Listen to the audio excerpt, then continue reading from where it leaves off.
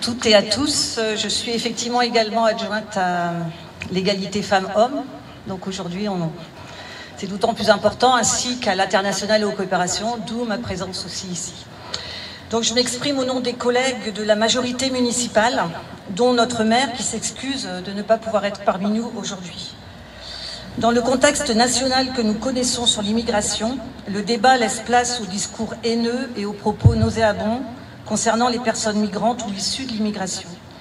Or, Quimperlé est une terre d'accueil. Il nous semblait donc important, à quelques jours du rendu du Conseil constitutionnel, de nous exprimer, en espérant évidemment que celui-ci censurera cette loi sur l'immigration qui nous fait honte. Notre pays s'est toujours construit avec l'immigration. Aujourd'hui, près d'un ou d'une Française sur 4 a un parent ayant connu un parcours migratoire.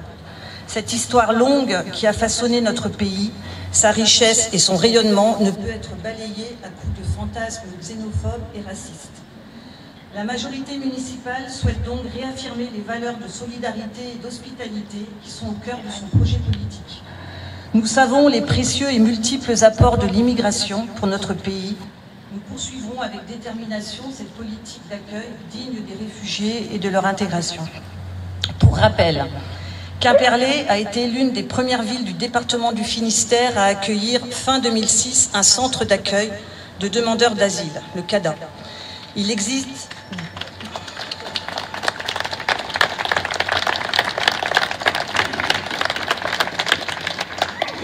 17 CADA en Bretagne, dont 5 en Finistère, Quimperlé, Morlaix, Brest et 2 à Quimper.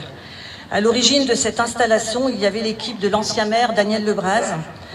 Il y a 109 places à Quimperlé, par comparaison aux 143 de Brest et aux 79 de Morlaix. Pour vous dire, par rapport à la grosseur de la ville, on est quand même bien...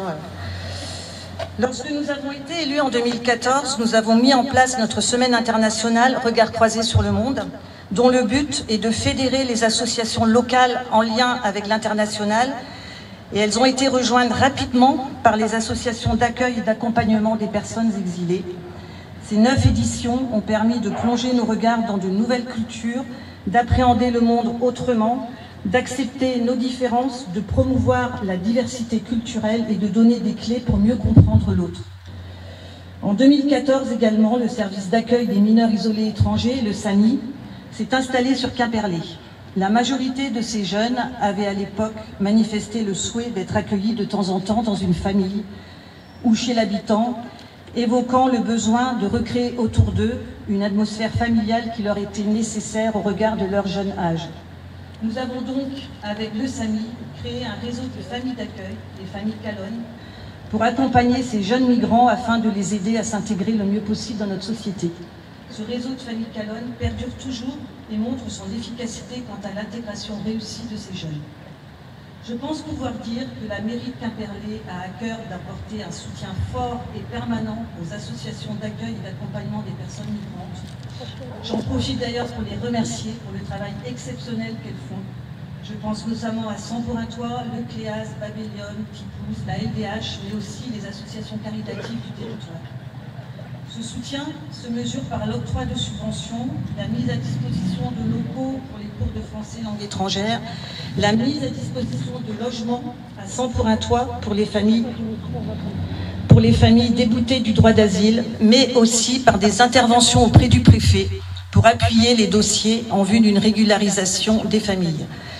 Nous pouvons également ajouter la médiathèque qui accueille l'aide aux devoirs pour notamment les jeunes du SAMI, la Maison France Service qui a mis en place des ateliers numériques pour les allophones de Coalia, c'est l'association qui gère le CADA, et le CCAS bien sûr, dont l'une des missions est de faire des élections de domicile afin que les familles perçoivent l'aide médicale d'État qui, comme vous le savez, est remise en cause dans la loi.